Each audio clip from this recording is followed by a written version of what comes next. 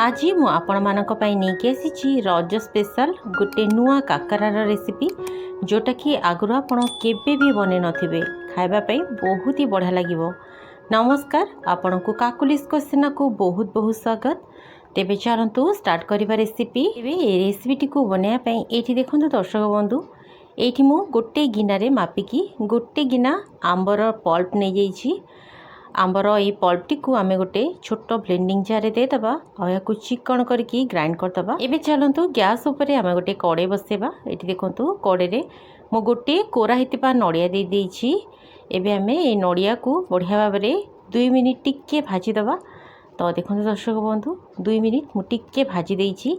एबे आमे एथिरे जो बाटिके रखिथिले मैंगोर पल्प से मैंगोर पल्पटी को एथिरे दे दबा। ए रेसिपीटी खाइबा पई एते टेस्टी लागिबो जे आपण थरे चाखिले बारंबार निश्चय बनाया इच्छा करेंगे।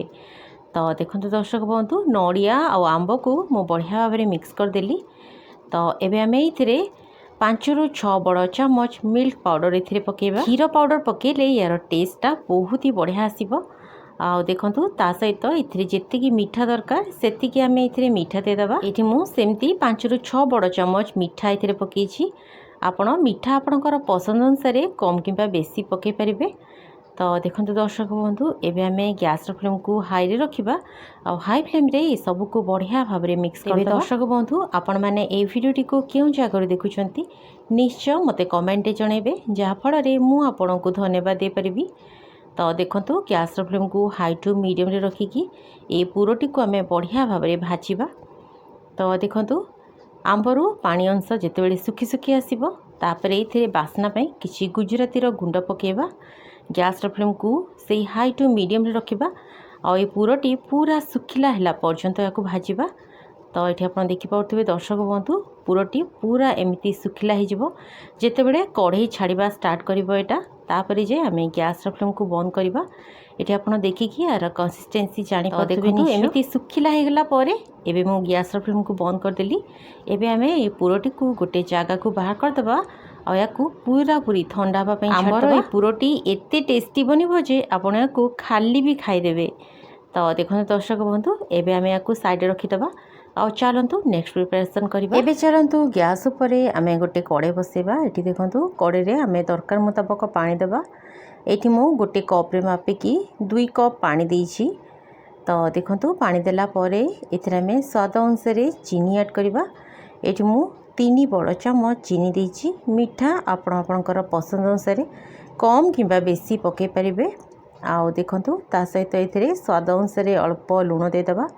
आ बढ़िया बास्ना आने किसी गुजराती गुंड और अध चामच पान मधुरी पकेबा। तो देखंतु पानी को फुटिया अपेक्षा करबा। पानी जितेबाला फुटवा स्टार्ट करिवो एथिरे आमे गोटे चामच देसी घी पकेबा। देसी घी निश्चय पकातु, फ्लेवर बहुत बढ़िया आसीबो। तो देखंतु दर्शक बंधु पानी गप गप होगी फुटीगला आमे गैस फ्लेम को पूरा लो करदबा। आउ लो फ्लेम रे एबे आमे इथिरे सुजी पकेबा। जो कप रे मापिकी मु पानी देइथिली से कप रे मापिकी आमे गोटे कप सुजी दबा। तेबे गोटे कप सुजी पे 2 कप पानी नेबे, एटा हला परफेक्ट मेजरमेंट। तो देखंतु गैस फ्लेम को पूरा लो करबा। आ लो फ्लेम रे ए सुजीटी को कंटिन्यू एमती घांटिबा। देखिए धीरे धीरे सुजीटा एकदम बढ़िया ही कि कढ़ई को छाड़ा स्टार्ट करिवो। गैस फ्लेम को जमा भी हाई करेनि, लो फ्लेम रे सुजीटी को बढ़िया भाव में जंती नेबे। तो ये आप देखिपे दर्शक बंधु सुजीटी धीरे धीरे कढ़ई छाड़ा स्टार्ट कलानी।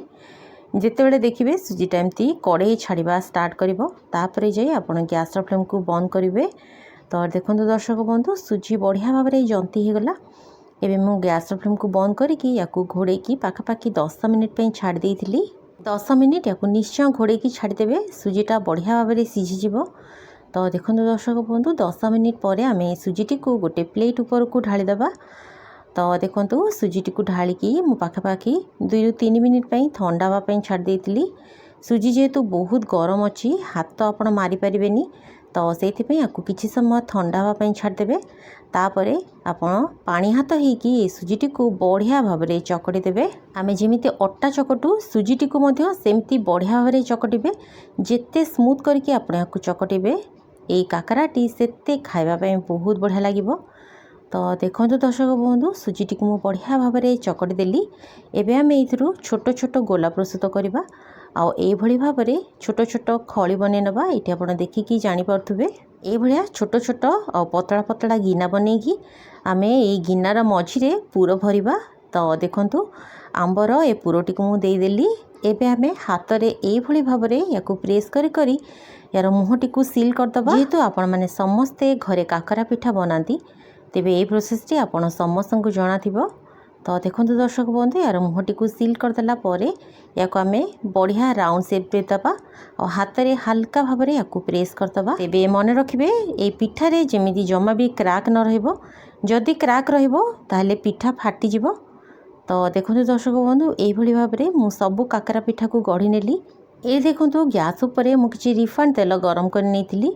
तेल भल भाव में गरम हो गला आम गैस फ्लेम को मीडियम रे रखिबा आ मीडियम फ्लेम रे काकरा गुड़ी को धीरे धीरे करी पकेदबा। तो देखो दर्शक बंधु काकरा पकेला मन रखिए या 2 ରୁ 3 मिनिट पर्यंत जमा भी टच करेंगे। सेटा टिके सेट हो गला जाई आपण गोटे पिठा खड़िका बा चामच रे या धीरे धीरे ओल्टे देबे। ये देखो दर्शक बंधु बहुत बढ़िया भाव में काकरा गुड़िक ओलटी जाऊँगी। काकरा गुड़िक लाइट गोल्डन कलर हो गला तापर गैस फ्लेम को हाई करेंगे आ हाई फ्लेम रे ए काकरा गुड़ी को बढ़िया गोल्डन और क्रिस्पी है पर्यंत छाणीदेवे। तो देखो दर्शक बंधु काकरार कलर बहुत ही सुंदर आसी भाया गोल्डन और पूरा क्रिस्पी हो गला आम या तेल रू छाणिकी बाहर करदबा। काकरा तो आपण मैंने समस्ते घरे बनाऊे तेबे ये आंब काकरा केबे बनई तेबे आसंता रजरे निश्चित भाव में ये काकराटी को बनईकी खातु। देखिए समस्ते खाई बहुत खुशी हे। तेबे चलतु मु गोटे काकरा आपण को भांगी देखौछि। एडी देखंतु काकराटी ऊपर पूरा क्रिस्पी और भितर एकदम सॉफ्ट। सत कहया गले काकराटी खाइबा पई बहुत ही टेस्टी थिला। तेबे रेसिपीटी जदि आपन को भल लागिला प्लीज लाइक करेंगे। यूट्यूब रे देखुतिले सब्सक्राइब करेंगे। रहिली धन्यवाद।